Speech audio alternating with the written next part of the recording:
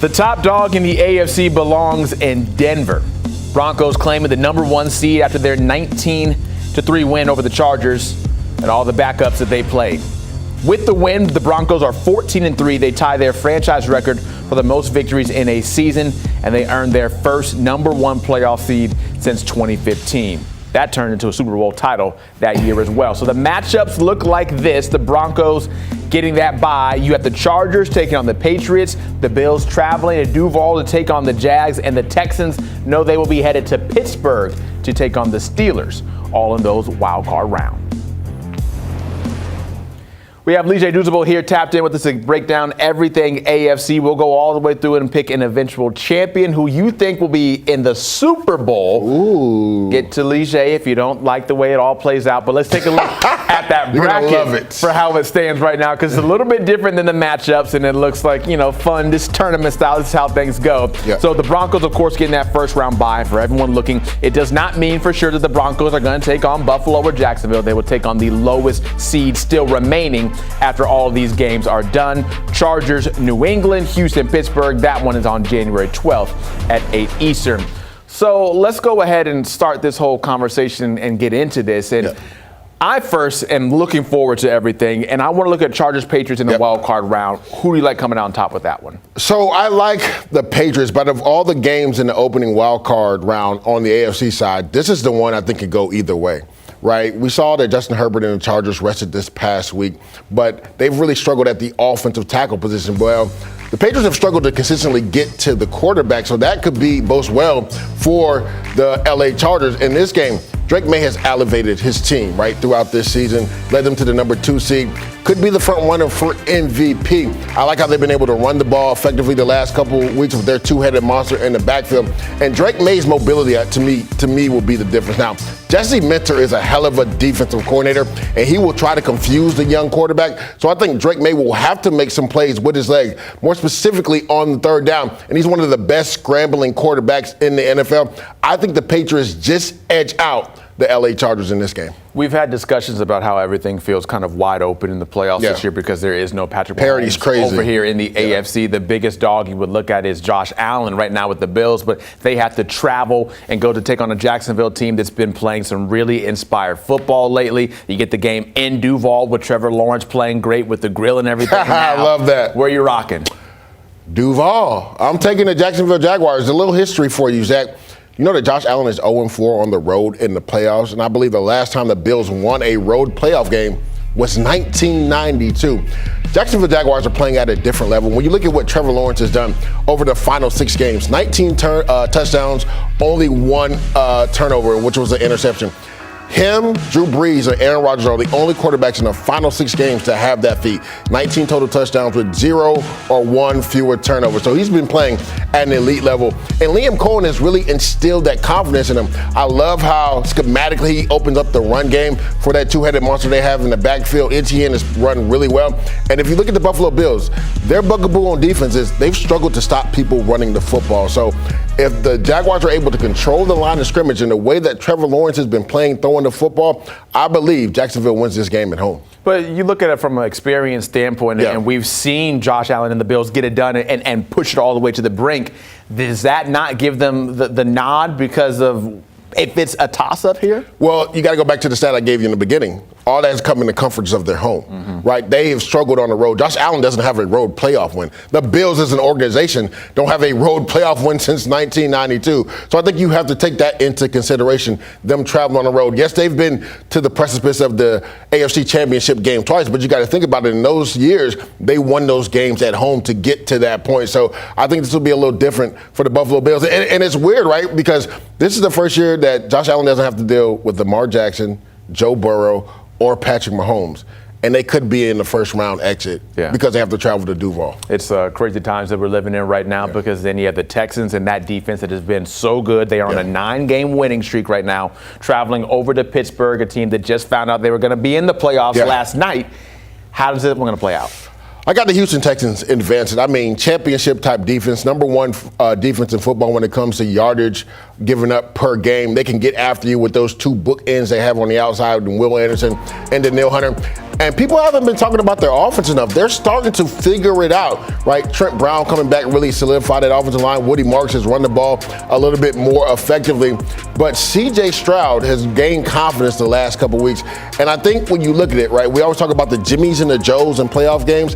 I think Nico Collins, him being a superstar receiver, is going to give them the edge. I think he's going to make enough plays down the field. We saw them without Nico Collins this last week in the first half before they rested their starters, get some of those younger receivers involved too. I think that bodes well for these young players as well. Now, again, it's going to be a raucous crowd, right? A lot of young players are going to be playing for the Houston Texans.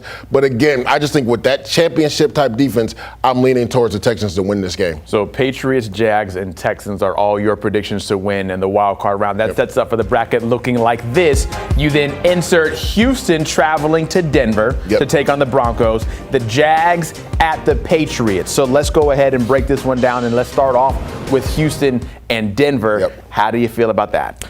I like the Denver Broncos to advance in this game. I know a lot of people are concerned about how the offense has looked over the last couple weeks. I will say this, going back and watching that game from yesterday, I believe Sean Payton held a lot back, right? Because he didn't want to put a lot out there because he knew the playoffs were coming up.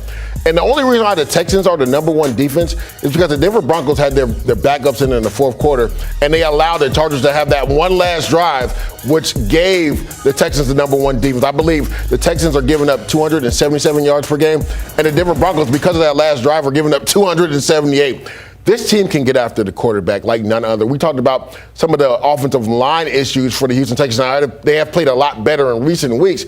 But when you look at it, they lead the league in sacks this year, I believe, with 68 sacks. They can really get after you at the edge and the line, defensive line position. And then the cornerbacks that they have, they can really man up. So I think, to me, when you look at it, the Denver Broncos will make enough plays on defense. And then Bo Nix has been one of the better quarterbacks in the fourth quarter. I believe this will be a defensive juggernaut game, but I like the Denver Broncos to advance. Probably a crazy crowd in Denver that hasn't seen football this late into the season in quite some time. That then sets up for Jags and Patriots in a matchup of, we saw this like a few years ago, way back in the day with Blake Bortles and company. How's this one go? I think it's going to go the same way because the Jacksonville Jaguars won that game. I do believe Trevor Lawrence and the Jaguars have proved they can go into hostile environments and win. Let's not forget they beat the number one seed in the AFC, the Denver Broncos, going on the road. And they didn't just beat them, they beat down the Denver Broncos. So I love what Liam Coleman's done.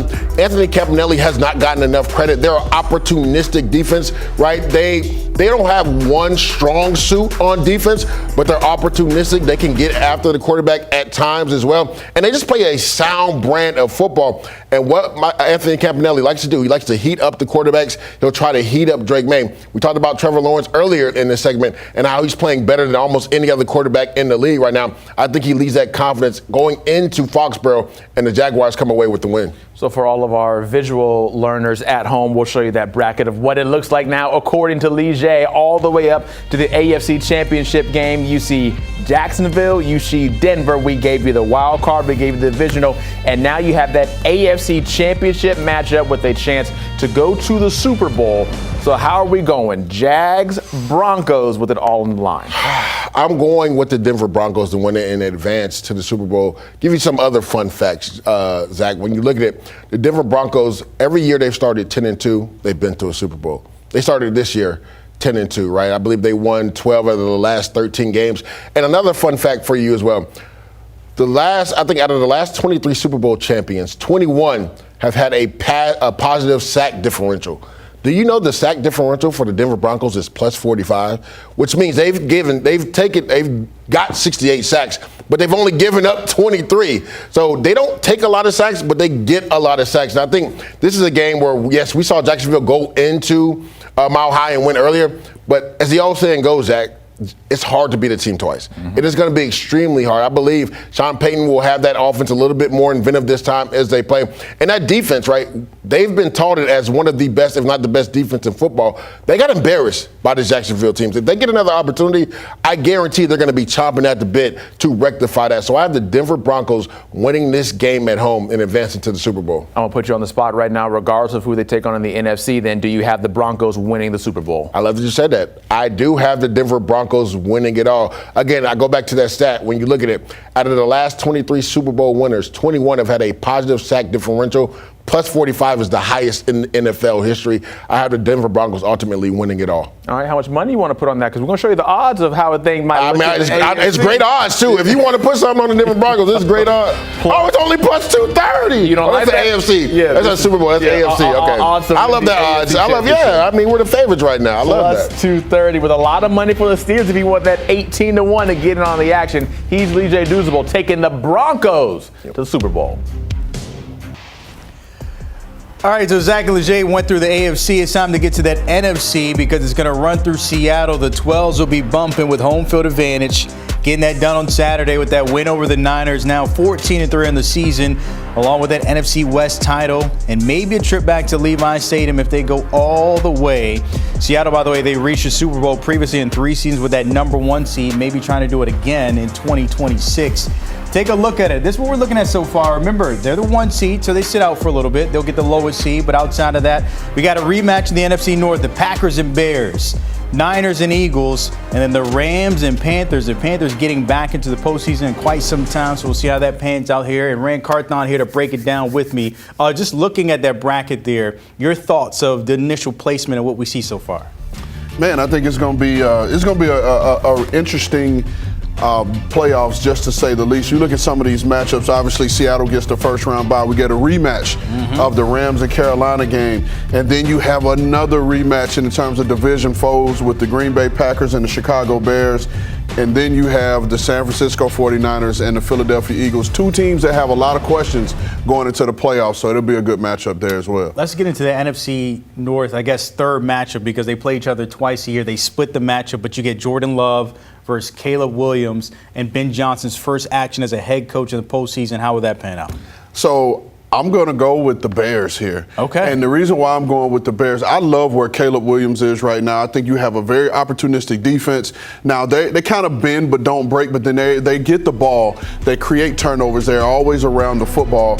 But here's the other thing. We got 2 head coaches here who kind of have a little rift, right? They kind of have their own little beef. So we got a beef on the actual football field, then we got a beef on the outside of the football field with the 2 head coaches. But I just love the way this Chicago Bears team is playing right now. I think Caleb Williams, anytime he gets the ball in his hands with an opportunity to go down to either score to win the game or to tie the game, you believe in Caleb Williams and being able to get this done. And I think right now, I think the Green Bay Packers are limping their way into the playoffs. They've lost some guys, mainly so Micah Parsons on that defense. They have not been the same. They've lost their last 4 games of the regular season.